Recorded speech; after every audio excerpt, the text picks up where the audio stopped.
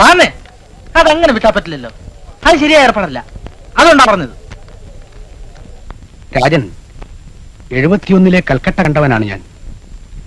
സ്വന്തം അനിയനെ കൺമുന്നിലിട്ട് കുത്തിക്കൊല്ലുന്നത് നിസ്സഹായനായി നോക്കി നിന്നവനാണ് ഞാൻ. താൻ എന്നെ രാഷ്ട്രീയം പഠിപ്പിക്കരുത്. മാഷേ, ഒറ്റപ്പെട്ട സംഭവങ്ങളായിട്ട് കാര്യങ്ങൾ കാണുന്നതുകൊണ്ടാണ് മാഷ് ഇത്ര സെന്റിമെന്റലാവുന്നത്. മാഷെ പോലുള്ള വ്യക്തിവാദികൾക്ക് എന്നും പറ്റാറുള്ള പാളിച്ചയാണിത്. വർഗസമരത്തിന്റെ ഭാഗമായിട്ട് വേണം ഇത്തരം കാര്യങ്ങളെ കാണാൻ. അതാണ് ശരി, സത്യം. You are really cruel. Absolutely no sir. In its extreme everything becomes its opposite. മനുഷ്യവർഗത്തോട് മുഴുവനുമുള്ള ഞങ്ങളുടെ കാരുണ്യം മാഷപ്പോലുള്ള വ്യക്തിവാദികളായ അരാഷ്ട്രീയ ബുദ്ധികൾക്ക് ക്രൂരതയായി തോന്നുന്നതിൽ യാതൊരു അത്ഭുതമില്ല. രാജൻ, ഞാൻ അടുത്ത വർഷം റിട്ടയർ ചെയ്യുകയാണ്. എനിക്കൊരപേക്ഷയുണ്ട്. ഈ വർഷമെങ്കിലും ഈ കോളേജിൽ നിങ്ങൾ ചോര വീഴ്ത്തരുത്.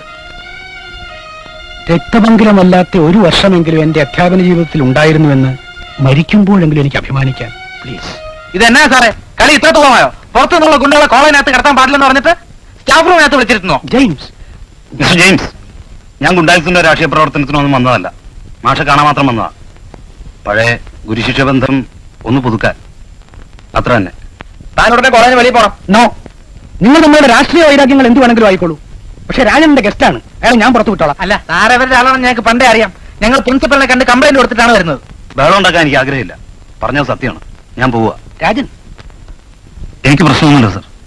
പൊളിറ്റിക്സ് ആകുമ്പോൾ ഇങ്ങനെയൊക്കെ ഇരിക്കും. പിന്നെ പൊളിറ്റിക്സിൽ നിന്ന് വിട്ട് വ്യക്തിക്ക് ജീവിക്കാൻ പറ്റില്ലെന്ന് മരിക്കും മുമ്പെങ്കിലും മാഷ് മനസ്സിലാക്കിയാൽ വന്ന്. പ്രസംഗിക്കാതെ പോടാ.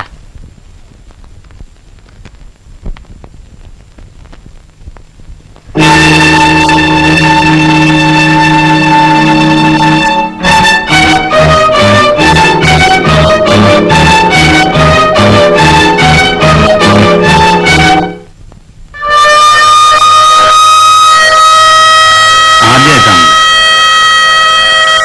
സാറേ